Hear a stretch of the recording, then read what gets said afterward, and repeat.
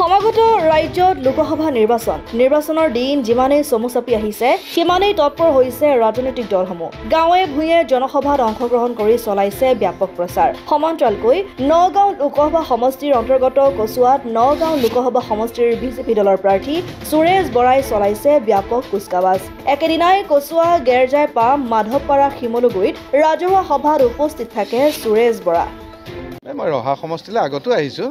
মই ৰহা সমষ্টিত বা এই অঞ্চলত আগত আহিছোঁ, এনেকুৱা নহয়। কিন্তু কেণ্ডিডেট হৈ বিজেপিৰ লোকসভা কেণ্ডিডেট হৈ আজি অৱশ্যে আহিছোঁ ইয়ালৈ। আজি আমি আচলতে ৰাতিপুৱা পুৱাৰ ভাগতে আমি বেবেজীয়াৰ যি আমাৰ শিৱ মন্দিৰ আছে, তাত আমি বাবাৰ আশীষ লৈ, আজি যিহেতু শিৱৰাত্ৰি, তাত আশীষ ল'লোঁ। লৈ পেলাই আমি কাৰ্যসূচী আজি আমি আৰম্ভ কৰিলোঁ। আৰু ইয়াৰ পৰাই আপোনালোকৰ এই মাধ্যমৰ যোগেদি ভাৰতবৰ্ষৰ বা পৃথিৱীৰ সকলো ৰাইজলৈ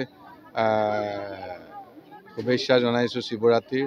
আৰু বাবা ভোলেনাথক প্ৰাৰ্থনা কৰিছোঁ সকলো ধৰ্মৰ লোকক যেন বাবাই আশীষ কৰক। কাৰণ এটা আমাৰ কথা আছে যে যত জীৱ তত শিৱ, যিমান জীৱ আছোঁ তাত শিৱ থাকে।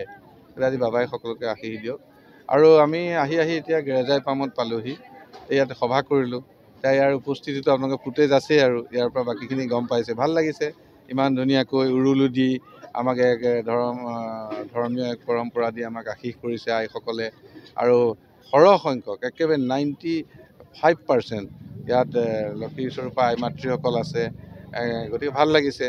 মোক ইয়াতে এগৰাকী মাইনৰিটি বাইদেৱে লগ পাই কৈছে যে আমিও ওলাই আহিছোঁ। আমাৰ মাটি কটা মানুহজনেও বুজি পাইছে যে বিজেপিয়ে কথা দিলে কথা ৰাখে। গতিকে সেইটো আমাৰ বিশ্বাস হৈছে, সেইকাৰণে আমি ওলাই আহিছোঁ। আমিও আপোনালোকক ভোট দিম। গতিকে এটা ভাল পৰিৱেশ হৈছে, এটা বাতাবৰণ হৈছে। গতিকে আমি সুখী, হেপী। ইয়াতে আমি সুখী হৈছোঁ। আপোনাৰ ফলাফল কেনেকুৱা হ'ব বা কাৰ লগত প্ৰতিদ্বন্দ্বিতা হ'ব? নগাঁও লোকসভাত আমাৰ প্ৰতিদ্বন্দ্বিতা হ'ব UDF-ৰ লগত। আৰু ফলাফল আমাৰ ভাল হ'ব। কাৰণ চাওক, মই খেলিছোঁ বিজেপি দলৰ পৰা। ভাৰতৰ যিটো আপোনাৰ আজি উন্নয়নৰ জোৱাৰ আগবঢ়াইছে বা ভাৰতবৰ্ষক বিশ্বৰ দৰবাৰলৈ লৈ যোৱা যিজন বিশ্বগুৰু হ'বলৈ আজি গৈ আছে, শ্ৰীযুত নৰেন্দ্ৰ মোদী ডাঙৰীয়া, ভাৰতৰ প্ৰধানমন্ত্ৰী, যিজন তৃতীয়বাৰৰ বাবে ভাৰতত আকৌ প্ৰধানমন্ত্ৰী হ'ব গৈ আছে। অসমৰ মুখ্যমন্ত্ৰী ডক্টৰ হিমন্ত বিশ্ব শৰ্মা ডাঙৰীয়া, যি আজি 1 লাখ যুৱক যুৱতীক সংস্থাপন দিম বুলি চাকৰি দিছে, য'ত কোনো দুৰ্নীতি নোহোৱাকৈ চাকৰি পাইছে। দুখীয়া পৰিয়ালৰ ল'ৰা ছোৱালীয়ে চাকৰি পাইছে। আজি প্ৰায় 1000 ল'ৰা ছোৱালী APSCত নিকা ভাৱমূৰ্তিয়ে চাকৰি পাইছে। আজি লাখপতি বাইদেউ বনাবলৈ গৈছে। আজি মহিলাসকলৰ মাজত আঁচনি হৈছে। গতিকে এনে ক্ষেত্ৰত আৰু ধৰি লওক আমাৰ জয়টো নিশ্চিত। আৰু এইটো মোদী ডাঙৰীয়াৰ জয়, এইটো আমাৰ মুখ্যমন্ত্ৰীৰ জয়, এইটো বিজেপি দলৰ জয়, এইটো পদুম ফুলৰ জয়। নিশ্চয় এইটো জয়। কংগ্ৰেছ দলৰ ত্যাগ কৰাৰ মূল কাৰণটো হৈছে, মই আগতো কৈছোঁ, আপোনালোকে পাইছে যে মই প্ৰথম ত্যাগ কৰা হৈছে কি, মই বহুদিন ধৰি কংগ্ৰেছত আছিলোঁ।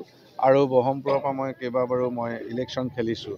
এই ইলেকশ্যন খেলাৰ লগে লগে মোৰ ব্ৰহ্মপুৰৰ প্ৰায় 70,000 ভোটাৰ ৰাইজ মোৰ এক পৰিয়ালৰ দৰে হৈ পৰিছিলে। আৰু সেইটো বাস্তৱ কথা। আপোনালোক কামপুৰৰ পৰা আহিছে, মই জানো, আপোনালোকেও জানে যে আপোনালোকৰ ব্ৰহ্মপুৰতে আপোনালোকো পৰে। গতিকে মোৰ এতিয়া মানুহখিনিৰ লগত ইমান এটা ঘৰুৱা বা আত্মিক সম্পৰ্ক হৈ গ'ল। কিন্তু মই শেষৰ বাৰতো মই হাৰি গ'লোঁ। প্ৰায় 751টা ভোটত আমাৰ বিজেপিৰ বন্ধুজন জিকিলে। গতিকে মই হাৰি গ'লোঁ। প্ৰায় 375টা ভোট পাব লাগিছিল, তেতিয়া মই হয়তো জিকিলোঁ হ'লে। তেতিয়া আমি হাৰি গ'লোঁ। হৰাৰ পিছত আমাৰ মানুহখিনি হতাশ হ'ল। মই কিন্তু হতাশ ইমান হোৱা নাছিলোঁ, যাৰ কাৰণে মোক আপোনাৰ প্ৰায় 3 বছৰ লাগিলে মই বিজেপিলৈ আহোঁতে। 2021 পৰা 2023 চনৰ 11 নৱেম্বৰত মই আহিলোঁ। কিন্তু মানুহখিনি হতাশ হ'ল। মানুহখিনি এনেকুৱা যে যিটো পৰিৱেশ এতিয়া হৈছে, ভাৰতৰ প্ৰধানমন্ত্ৰী মোদী ডাঙৰীয়াই যেনেধৰণৰ কাম কৰিছে ৰাইজৰ হৈ, মুখ্যমন্ত্ৰী ডক্টৰ হিমন্ত বিশ্ব শৰ্মা ডাঙৰীয়াই যেনেধৰণৰ কাম কৰিছে, এতিয়া আৰু কংগ্ৰেছ নিজিকিব। তেওঁলোকৰ মতে, মোৰ সমৰ্থকসকলৰ কংগ্ৰেছ নিজিকিব, আমি কংগ্ৰেছ কৰি থাকিলে সময়বিলাক গৈ আছে। আজি ইমান দিন কৰিছোঁ, আমি ছাকচেছ হোৱা নাই। গতিকে তেওঁলোকে ক'ব বিচাৰে যে মোক বিজেপিলৈ আহিব লাগে। বিজেপিলৈ আহিলে তেওঁলোকে মোক বিজেপিত জয় হোৱা দেখিব বা মোৰ ভাল দেখিব, তেনেধৰণৰ কথা বতৰাবিলাক তেখেতসকলৰ আছিলে। কিন্তু মই সেইটো প্ৰথমতে গ্ৰহণ কৰা নাছিলোঁ। পিছত মোৰ বৰ দুখ লাগিছিলে যে কোনোবাই আহি কয় যে মোৰ অৰুণোদয়টো কাটি দিলে তোমাৰ লগত থকাৰ কাৰণে, আপোনাৰ লগত থকাৰ কাৰণে। মোৰ ল'ৰাটোৱে পুলিচত দৌৰিছিলে কিন্তু হয়তো তোমাৰ লগত থকাৰ কাৰণে নহ'ল, মোৰ ছোৱালীজনী এইটো কৰিছিলে তোমাৰ লগত থকাৰ কাৰণে নহ'ল। আচলতে অন্য কাৰণ আছে, এনেকুৱা নহয়, কিন্তু তথাপিও মানে ভোটাৰ ৰাইজে বা অভিভাৱকসকলে তেনেকৈ ভাবে। তেতিয়া মোৰ মানে মনটো মানে অন্তৰখন কানি যায় যে মই এনেকুৱা এটা হ'লোঁ, মইতো পলিটিক্স কৰিও দিব পৰা নাই আৰু মই তেওঁলোকক লগত ৰখাৰ কাৰণে এতিয়া তেওঁলোকৰ মানে বহুত কষ্ট পাইছে। সেই অনুভৱটো যেতিয়া মোৰ বেছিকৈ আহিল তেতিয়া মই এদিন সিদ্ধান্ত ল'লোঁ যে মই মুখ্যমন্ত্ৰীগৰাকীৰ ওচৰলৈ গ'লোঁ, ডক্টৰ হিমন্ত বিশ্ব শৰ্মা ছাৰক লগ কৰিলোঁ। মই ক'লোঁ যে মই আহিব বিচাৰিছোঁ। মোৰ মেইন দাবীটো হৈছে যে মোৰ 70,000 মোক সমৰ্থক আছে, 70,000 সমৰ্থকক আপোনালোকে বিজেপিকৰণ কৰক আৰু বহৰমপুৰত আপোনালোকে যদি বিধায়কজনক কিবা এটা আঁচনি 10,000 ৰাইজৰ কাৰণে দিছে, এইবাৰৰ পৰা তেওঁক 20,000 দিয়ক, যে মোৰ সমৰ্থিত মানুহখিনিও যেন আঁচনিখিনি পায়। আৰু এতিয়া আপোনালোকৰ 70,000 ছাপোৰ্টাৰ আছে আৰু মোৰো 70,000 লক্ষা আহি থকা দিনত আপোনালোকৰ 1.5 লাখ ছাপোৰ্টাৰ হওক। এনেধৰণৰ কথাবিলাক মই ক'লোঁ, এনেধৰণৰ কথাখিনি ক'লোঁ। তেতিয়া মুখ্যমন্ত্ৰীগৰাকীয়ে ক'লে একেবাৰে খুব ভাল কথা, মানুহখিনিক আমি সহায় কৰিম, এইটো চিন্তা কৰিব নালাগে আৰু তোমাৰো আমি চাম, তুমি বহুত ছেক্ৰিফাইচ কৰিছা, তোমাৰ বিষয়েও মই চাম। তাৰপিছতে আমাৰ মানুহখিনিৰ মনৰ আনন্দৰ কাৰণে মই গ'লোঁ আৰু এইটো পৰিৱেশো এইটো সময়ৰ আহ্বান, এইটো আমি সকলোৱে বিজেপি কৰিব লাগে। মই গ'লোঁ, যোৱাৰ পিছততো মই ভবাও নাই বা মই এপ্লিকেশ্যনো দিয়া নাই, মই হেৰিও কৰা নাই। মই ভাবিছিলোঁ যে মোৰ মানুহখিনিৰ কাম হ'ব আৰু সেইটোৱে হ'ব আৰু মই অলপ মনিটৰিং কৰি থাকিম মোৰ মানুহখিনিয়ে পাইছেনে নাই। আৰু এই মানুহখিনিক 26লৈকে আমাৰ বহৰমপুৰৰ বিধায়কৰ লগত একাত্মক কৰি পেলাই 26ত ইলেকশ্যনত গোটেই বহৰমপুৰৰ মানুহখিনি 1.5 লাখ মানুহ বিজেপি হৈ গ'লে, মোৰ সমৰ্থিতখিনিও আৰু আমাৰ আগৰ যিখিনি বিজেপি আছিলে। কিন্তু তাৰ মাজতে মোক টিকট দি দিলে। এতিয়া মোৰ এটা দায়িত্ব বাঢ়িলে, গতিকে ৰাইজৰ মাজলৈ গৈছোঁ, ৰাইজে আঁকোৱালি লৈছে, মই দেখিছোঁ।